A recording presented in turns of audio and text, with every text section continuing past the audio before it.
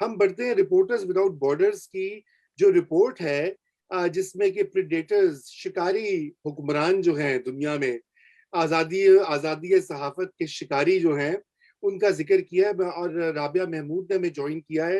Welcome Rabia. مجھے آپ تھوڑا سا یہ بتائیے کہ آپ نے وہ رپورٹ دیکھی ہے, اس کی پوائنٹس, اور کیا آپ اس پہ کہیں گی کہ کیا یہ واقعی ہی میں ایک بیرونی سازش ہے؟ کیونکہ آپ کو پتہ ہے ہمارے بہت سے لوگ یہ کہتے ہیں کہ یہ باہر والے لوگ جو ہیں پاکستان کو بار بار اس طرح ملائن کرنا چاہتے ہیں اور غلط رپورٹیں چھاپتے ہیں. کیسے دیکھتی ہیں آپ رابعہ؟ السلام علیکم رضا, آپ لوگوں کو میری آواز آ آواز رہی اگر ہے؟ آئے؟ اچھا ٹھیک ہے. جی جی پہلی بات تو یہ thank you for having me. Report میں نے دیکھی ہے جو 37 پریڈیٹرز کی انہوں نے نئی لسٹ نکالی ہے, اس میں 17 وہ پریڈیٹرز ہیں. رپورٹرز سانس فرنٹیئرز, رپورٹرز وداؤٹ بارڈر کی آرگنائزیشن جو فرانس میں بیسڈ ہے مگر پوری دنیا میں کام کرتا ہے, 17 نئے لوگ ہیں. ٹھیک ہے, تو جو ہمارے پرائم منسٹر ہیں عمران خان, وہ تو پہلی مرتبہ اپیئر ہو رہے ہیں اس لسٹ میں. اب اس کے اندر دیکھیے پاکستان کے خلاف کیا 37 ملکوں کے خلاف انہوں نے یہ لسٹ دی ہے, جس میں ایم بی ایس سے لے کر اور چائنا کے جو پرائم منسٹر ہیں اس میں روانڈا کے بھی ہیں, برازیل کے بھی بولسونارو بھی ہیں, اور ہانگ کانگ کی کیری لیم بھی ہیں. تو مختلف لوگ ہیں اس کے اندر, ایک ویرائٹی ہے لیڈرز کی, ریپریسو رجیمز کے جو ہیں. ڈوٹارٹے ہیں وہ کافی کب سے آ رہے ہیں. 4 ہیں ہیڈز آف اسٹیٹس کہہ لیں یا پرائم منسٹرز یا پریزیڈنٹ ملا کے 4 ہیں لیڈرز ساؤتھ ایشیا کے. تو پاکستان واحد ملک نہیں ہے, مودی بھی ہیں اس میں, شیخ حسینہ بھی ہیں, اور گوٹابے راجپکشا بھی ہیں جو پہلے سیکرٹری تھے اس کے ڈیفینس منسٹری کے 2005 میں, اور ایک عمران خان ہے. عمران خان کو اور نریندر مودی کو انہوں نے لکھا ہے کہ وہ جب سے اسٹیکنگ پاور جب سے ہیں تب سے وہ پریڈیٹر ہیں. شیخ حسینہ کو انہوں نے کہا ہے کم از کم 2014 سے ہیں, 2009 سے ان پاور ہیں. اور گوٹابے راجپکشا, جن کو گوٹا راجپکشا کہتے ہیں, وہ ان کو لکھا ہے کہ جب سے یہ اب ہیڈ آف اسٹیٹ بنے ہیں, اور اس سے پہلے 2005 میں بھی پریڈیٹر تھے جب یہ وار کرائمز ہو رہی تھی بالکل. سول اس کے دوران, جنگ کے دوران. تو پاکستان ایک اکیلا ملک تو ہے نہیں جس کے خلاف یہ سازش کی ہے آر ایس ایف نے. پہلی بات تو یہ. دوسری بات یہ کہ پاکستان اس انڈیکس میں رپورٹرز وداؤٹ بارڈرز میں, انگریزی میں کہہ دیتی ہوں, اور جو سی پی جے ہے اس کی بھی جو لسٹ ہے اس میں بھی جو انڈیکس ہے وہ اس میں پاکستان کا کافی ایک جو ہے نا کہہ لیں ہائی نمبر ہے. مطلب کہ پریس فریڈم کافی کم ہے پاکستان کے اندر. ٹھیک ہے, 145 ہے آر ایس ایف کا, اور 142 ہمارا ہمسایہ ملک ہے انڈیا میں. تو یہ کہنے کا مقصد, یہ میں ایگزامپلز اس لیے دے رہی ہوں کہ ہمارے خلاف تو انہوں نے کوئی خاص محاذ نہیں کھڑا کیا ہوا, اس میں بالکل. ہم لوگ ہیں پہلے سے ہی. اور دوسری بات یہ کہ اس میں مگر لکھا ہے کہ اب مگر نیو جو ایک نئی جو چیز ہے اس کے اندر وہ یہ ہے رپورٹ کے اندر, جو کہ کچھ چیزیں ہم لوگ کافی دیر سے یہاں پر پاکستان کے اندر اور باقی ملکوں میں بھی دنیا میں یہ ٹرینڈ ہے کہ ہم دیکھتے آئے ہیں کہ جو ایک تو امپیونٹی تو ہے ہی کہ وائلنس ہوتا ہے, قتل ہوتے ہیں جرنلسٹ, اور ان کے کوئی کیسز کا کچھ بنتا نہیں ہے, انویسٹیگیشنز نہیں ہوتی, پروسیکیوٹ نہیں ہو سکتے, تو کوئی اکاؤنٹیبلٹی نہیں ہے. یہ والی تو چیزیں ہیں, سینسرشپ تھی. مگر اب جو نئی چیز وہ یہ ہے کہ ایک بریزن سینسرشپ ہے, انہوں نے کہا ہے پاکستان کے اندر. اور جس طرح سے انہوں نے لکھا ہے اس چیز کو کہ لیجسلیشن بھی ہے, جو ہے لیجسلیشن کے تھرو بھی سینسر کیا جا رہا ہے. اور یہ ایک چیز انہوں نے لکھی ہے کہ اس طرح سے پریس سینسرشپ ہو رہی ہے جیسے کہ انہوں نے کہا ہے کہ یہ اس میں ملٹری اسٹیبلشمنٹ ڈیپ اسٹیٹ کا انہوں نے ایک ٹرم یوز کیا, یہاں پر کیجولی بہت یوز ہوتا رہا ہے. وہ جو ہے وہ اس سینسرشپ کے پیچھے ہے, بیہائنڈ کلوز ڈورز جو ہے یہ سینسرشپ جو ہے وہ کر رہے ہیں. یعنی انہوں نے اس طرح سے لکھا ہے کہ جو پرائم منسٹر خان ہے وہ ایک فیس ہے سویلین ملٹری گورنمنٹ کا اور ان کی پالیسیز کا, جب اس میں اس سمرے میں آتی ہے. اور ایک جو 2-3 چیزیں انہوں نے نئی لکھی, یہ لکھا کہ پاکستان میں ٹارگٹ کون ہے یہ پی ٹی آئی گورنمنٹ کا اس وقت, ٹھیک ہے, اس سینسرشپ کا. تو انہوں نے لکھا ہے کرٹکس ہیں, انہوں نے جرنلسٹ نہیں لکھا, بلاگرز کو بھی لکھا ہے, مگر کرٹکس کو انہوں نے کہا ہے کہ جو تنقید کرتا ہے حکومت کے اوپر یا ملٹری اسٹیبلشمنٹ کی پالیسیز کے اوپر, یا ان کو وہ سب ٹارگٹس ہیں. اور ایک اور جو چیز جو ہم لوگ کافی عرصے سے بات کرتے آ رہے ہیں یہاں پر, جو اس گورنمنٹ کے انڈر جو چیز نہیں ہے وہ یہ ہے کہ بہت فارملائز, بہت ایک پروسیس کے تحت जो सेंसरशिप हो रही है उसमें जो साइबर हरासमेंट और जो विलिफिकेशन है जर्नलिस्ट की और ब्लॉगर्स की और फीमेल जर्नलिस्ट की भी, मेल जर्नलिस्ट की भी और क्रिटिक्स की, उसके बारे में उन्होंने स्पेसिफिकली लिखा है। जिन चीज़ों को हम जो हमेशा से जिसके बारे में पहले बात होती थी वो आहिस्ता 4-5 साल पहले शुरू हो गई थी, मगर वो जिस एक फॉर्मल तरीके से, कोऑर्डिनेटेड तरीके से जो अटैक कर रहे हैं क्रिटिक्स को, वो जिनको ट्रोल आर्मीज हम कहते थे, साइबर आर्मीज कहते थे, जो कि इंसाइट भी करते हैं वायलेंस को और नफरत को जर्नलिस्ट और क्रिटिक्स के खिलाफ, यानी वो टारगेट्स पुट करते हैं, they put targets behind on people's backs, कि जो ये बंदा है इसके ऊपर इसको टारगेट करना है। तो हम ये देख रहे हैं कि जैसे हम पहले पिछले दिनों नया दौर पे भी बात हो रही थी कि पीटीआई गवर्नमेंट का जो ट्विटर हैंडल है पार्टी का, मिलियंस ऑफ फॉलोअर्स हैं, वो पिन पॉइंट करते हैं लोगों को, जर्नलिस्ट को भी, और बिल्कुल, फैब्रिकेट करते हैं हम तो वीडियोस। उनकी हाँ अक्सर, राबिया आपको पता है, हम तो उनकी जद जी में रहते हैं। हर बिल्कुल। महीने कोई नया नया वो टेंटा खोल हाँ लेते हैं। मैं राबिया आपको यहाँ पे ये रोकूंगा, thank you so much for the overview. मैं डॉक्टर आयशा की तरफ बढ़ूंगा। डॉक्टर आयशा, आपने सुना, एक तो आप क्रिटिक हैं, बड़ी मशहूर जमाना, इसलिए जरा बच के रहें। साइबर स्पेस में भी अब आप पे ट्रोल ट्रोल आर्मीज जो है ना वो आप पे हमला कर सकती है। तो मुझे आप ये बताइए कि जमहूरियत में या किसी भी, मैं कहता हूँ लूली लंगड़ी जमहूरियत भी जैसे कि पाकिस्तान में रही है, उसमें किसी ना किसी हद तक मीडिया फ्रीडम्स रहे हैं। बेनजीर भुट्टो साहिबा ने बड़े कानून जो थे रिवर्स कर दिए थे 1988 में, जब वो आई पावर में। उससे पहले मोहम्मद खान जोनेजो ने भी थोड़ी कोशिश की, प्रोसेस वहां से स्टार्ट हुआ। अब ये जो हम देख रहे हैं आयशा, अगर मैं आपसे सवाल इससे बड़ा ये एक बिग पिक्चर कर रहा हूँ कि ये एक पूरा जो एक पहिया है ये रिवर्स हो रहा है। यानी कि 2017 से अगर आप देख लीजिए, जब से पैनामा केस हुआ, उसके ऊपर उसकी रिपोर्टिंग पर पाबंदी लगी, लोगों को निकाला गया, पैमरा ने अपने शिकंजे कसे, हम एक देख रहे हैं कि जो सारी 17-20 साल में जो थोड़ा बहुत इर्तिका हुआ था, फिर वो सारा रिवर्स हुआ है। आप इससे इत्तेफाक करती हैं कि ये जो डेमोक्रेटिक ट्रांजिशन थी वो जो है वो खराब हो गई है या पटरी से उतर गई है? रजा, ये पटरी से बिल्कुल उतर रही थी। मतलब आप ये कोई मेरे ख्याल में ये 2014-15, मतलब कि ये वो जो टाइम है ना जिसमें आपने पाकिस्तान ने साइन किया चाइना पाकिस्तान इकोनॉमिक कॉरिडोर, और हम उस साए तले आए। तो तब से ये शुरू हो गया था कि जो लोगों के उठने का, गायब होने का फैशन जो है वो ज़्यादा बढ़ गया था। फिर ये एक हाइब्रिड गवर्नमेंट आई, और हाइब्रिड गवर्नमेंट का मसला ये था कि ये तो ज़ाहिर है ये ज़्यादा वफादार, शाह से ज़्यादा, शाह के वफादार जो हैं। तो मतलब ये कि आप तो ट्रोल्स की बात करते हैं, मतलब कि यहाँ तो इनके मिनिस्टर आपके ट्रोल हैं, ट्रोलिंग करते हैं। मतलब ये कि फवाद चौधरी जो है वो नेशनल असेंबली में आके उन्होंने पिछले दिनों में सिर्फ बात की है। सिर्फ फवाद चौधरी नहीं, हमारे महबूब इनकलाबी शायर अहमद फराज के बेटे शिबली दिलशबी फराज। फराज, हाँ हाँ, वो भी बिल्कुल लगे रहे। देखिए बात ये है कि एक पे दो दो चीजें हैं ना जी। ये तो एक तो ये हाइब्रिड, थ्योरेटिकली ये हाइब्रिड गवर्नमेंट की गुत्थी में ये मसला है, क्योंकि आप इतने कमजोर होते हैं, आप कंट्रोल में नहीं होते, और आपने लोगों को बताना होता है कि नहीं हम चौधरी हैं, हम ये चला रहे हैं। तो उसके लिए आप जो है वो बिल्कुल फौजियों से ज्यादा फौजी बन जाते हैं। दूसरा बिल्कुल ये है कि नेचुरली फिर ये है कि इनके यहाँ इनसिक्योरिटी भी है, मतलब कि हाइब्रिड गवर्नमेंट जो है उसका मसला भी यही रहता है। और इनका जो है पीटीआई गवर्नमेंट का, उसका तो ये भी मसला है ना कि हर हुकूमत जो है वो डरी रहती है। और ये सिलसिला जो है वो ये पिछले 20-30 सालों से ये है कि हर हुकूमत जो आती है वो डरी होती है कि जनाब पर्दे के पीछे किसी और से बात ना हो रही हो। तो ये जो है इस हुकूमत का तरीका वारदात ये है कि फिर ये जो है ट्रोलिंग करते हैं, ये कीचड़ उछालते हैं, और नैरेटिव बिल्डिंग वो करते हैं उस तरीके की, ताकि आम आवाम को ये बावर कराया जा सके। सो दो इनकी वजूहत हैं। एक तो ये इन खुद इनसिक्योर हैं, ये इनको डर लगा रहता है कि भाई कोई और पॉपुलर ना हो जाए, इनकी अपनी वजह है।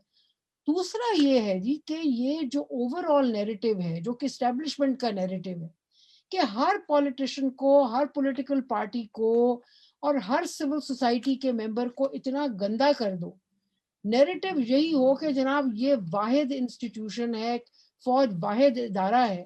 تو جب ایسا پھر نیریٹو ہوگا تو آپ کے ہاں سول سوسائٹی کمزور ہو جائے گی, آپ کے ہاں سیاسی پارٹیاں کمزور ہو جائیں گی, جبکہ ہمارے ہاں اور کسی ایک مناسب کمزور افریقی مملکت میں اس وقت کیا فرق رہ گیا؟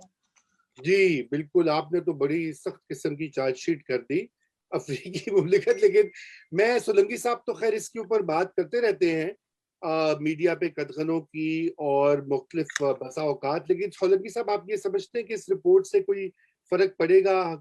خان صاحب ان کی کابینہ کچھ سٹاک ٹیکنگ کریں گے, بیٹھیں گے, یا پھر اس کو ایک ریجیکٹ کر دیا جائے گا کہ ایک اور پروپیگنڈا کی ایفرٹ ہے اور کسی غداروں نے یہاں پہ ان کو مدد کی ہوگی, آر ایس ایف کو, یہ سائبر ٹرولز اور یہ ٹرول آرمیز اور یہ اور وہ لکھنے میں؟ آپ یہ بتائیے کوئی اثر ہوتا ہے ان چیزوں کا؟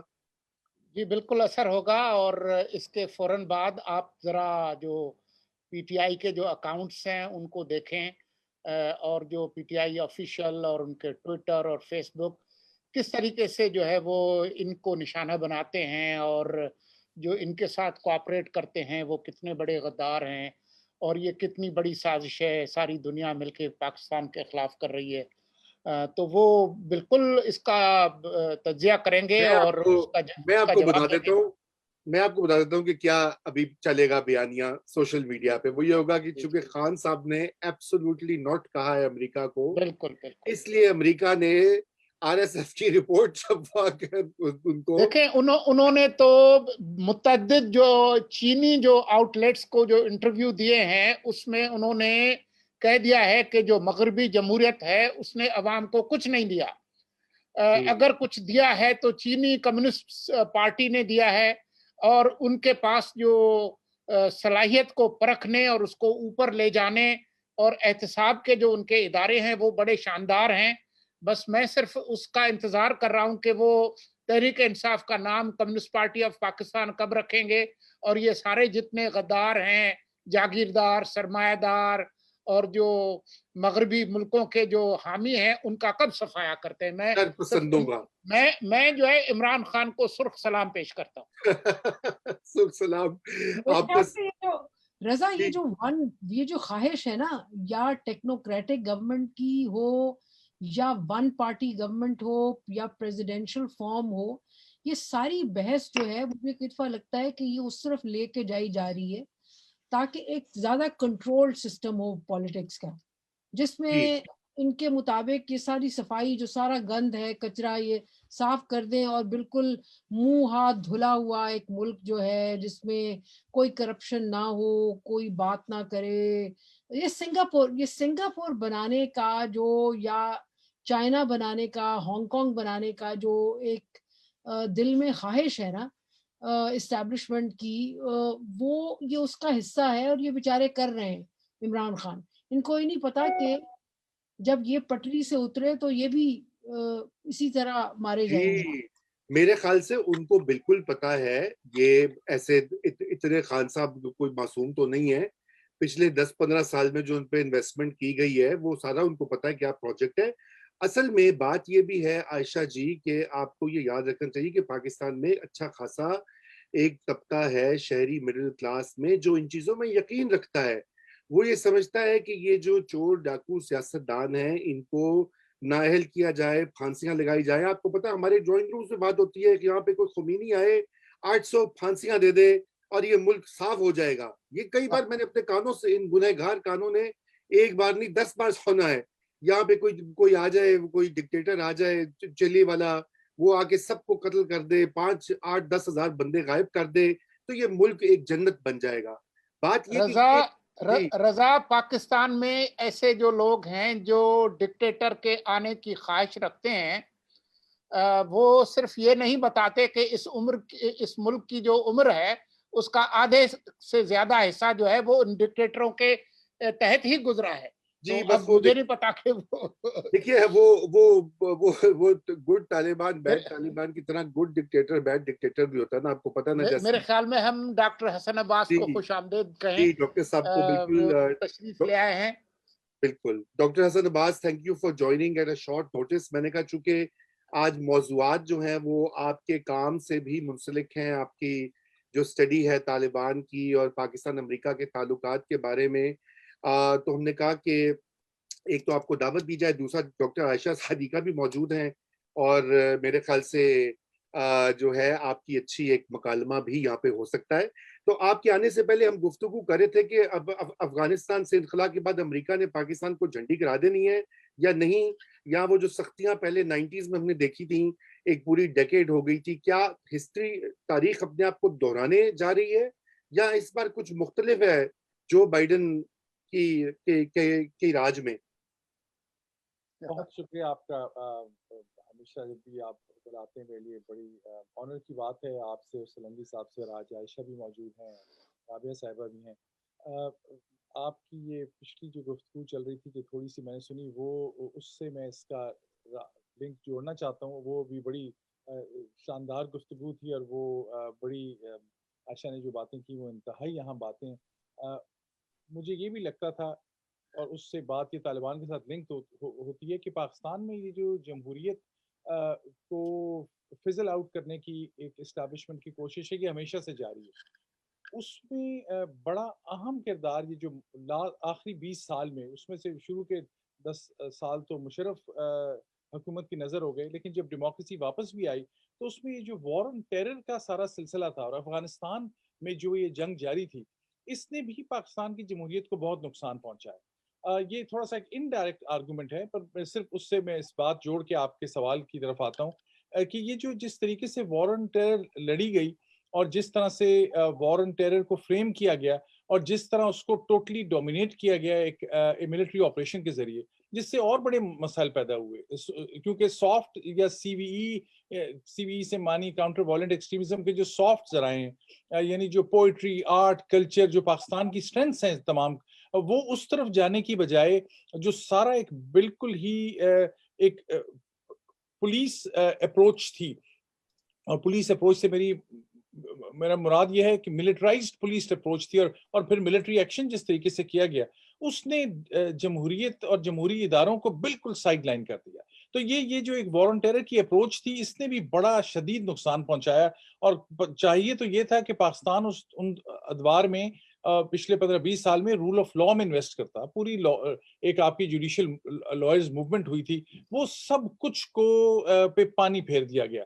اور رول آف لاء میں انویسٹمنٹ پولیٹیشینز کو بھی کرنی چاہیے تھی، ان کو بھی آپ بری ذمہ نہیں قرار دے سکتے. لیکن اسٹیٹ نے، اسٹیبلشمنٹ نے بھی، ان کا کوئی انٹرسٹ نہیں تھا رول آف لاء میں. اس کی وجہ سے اب پاکستان دوبارہ اس دھانے پہ کھڑا ہوا، ایک اور جنگ لڑی، اور اس کے بعد کیونکہ فورن ریلیشن شپس اتنے کمپلیکیٹڈ ہیں، مجھے نہیں لگتا یہ to specifically now answer your question کہ یہ دوبارہ جیسے پہلے ہوا تھا ویسے ہوگا. اب امریکہ کے انٹرسٹ پاکستان میں اور اس ریجن میں مختلف قسم کے ہیں، چائنا کی وجہ سے، اور پاکستان کے چائنا سے ایسے تعلقات ہیں. لیکن اگر آپ اس کے ان پیرالل دیکھیں، پاکستان مسلسل کوشش کر رہا ہے. پچھلے دنوں میں یہ جو اکنامک ریلیشن شپ کی بات کی گئی، اس میں جتنا وزن ہے نہیں ہے، اور کس نے فریم کی وہ ایک الگ بحث ہے. لیکن پاکستان کی پوری خواہش ہے کہ اکنامک ایک سلسلے میں پاکستان موجود رہے. آئی ایم ایف اور یہ ایف اے ٹی ایف کا جو سارا سلسلہ ہے، اس میں پاکستان کی بھی خواہش نہیں ہے کہ وہ بالکل آئسولیٹ ہو جائے. اور ملٹری ٹو ملٹری ریلیشن شپ جو پاکستان کے رہے ہیں ویسٹرن دنیا سے، اور خاص کر امریکہ سے، میں ایک سیکیورٹی ادارے سے منسلک ہوں، ایجوکیشنل ادارے سے، لیکن مجھے یہ بات کہنے میں قطعاً کوئی آر محسوس نہیں ہے، اور قطعاً مجھے کوئی ریلیکٹنس نہیں ہے کہ جو ملٹری ٹو ملٹری امریکہ اور پاکستان کے تعلقات رہے ہیں، میں انگریزی کی اصطلاح میرے ذہن میں آ رہی ہے، this has been a death nail for Pakistani democracy. کیونکہ وہ سویلین لیڈرشپ جو ہے وہ ساری چیزوں سے باہر رہتی ہے. یہ بڑی مشکل سے دوبارہ تانا بنا تھا. لیکن going back to my argument, مجھے لگتا ہے کہ پاکستان کی شدید خواہش ہے، بظاہر سٹیٹمنٹس جو مرضی دیے جائیں، یہاں پہ عمران خان کے جو آخری سٹیٹمنٹس آئے ہیں ان کو اس طرح سے لیا جا رہا ہے جیسے وہ ایک ایفرٹ ہیں کہ ہم سے بھی نیگوشیٹ کریں، ہم بھی موجود ہیں. تو تو یہ امریکہ کے تعلقات پاکستان سے اچھے رہنے امریکہ کی نظر میں اس لیے ضروری ہے کہ پاکستان نہیں چاہتا کہ امریکہ نہیں چاہتا کہ پاکستان فوری طور پر اور مکمل طور پر چائنا کے زیر اثر آ جائے. اور جس طرح بے شمار ابھی بھی فنڈز موجود ہیں, فل رائٹ اسکالرشپس ہیں, وہ کتنے پاکستانی ہیں, یہ اس سوال پہ میں اس جواب کو ختم کرتا ہوں, کتنے پاکستانی ہیں جو ہارورڈ, ییل, اسٹینفورڈ, پرنسٹن یا ان جگہوں پہ اپلائی کرنے کے بجائے چائنا کی ٹاپ یونیورسٹیز کے نام لیتے ہیں. جتنے پاکستانی, کتنے اسکالرز ہیں وہ چائنا کی ذرا 3 بڑی یونیورسٹیوں کے نام بتا دیں. چائنیز لینگویج کتنے لوگ سیکھ رہے ہیں. امریکہ پاکستان کا ویسٹ سے خاص کر یا امریکہ سے جو ریلیشن شپ ہے اس کی نوعیت آپ کی ہسٹری, آپ کے کلونیل ادوار, آپ کی لینگویج, آپ کے کلچر, آپ کی ایلیٹ کے اورینٹیشن کے اوپر ہے.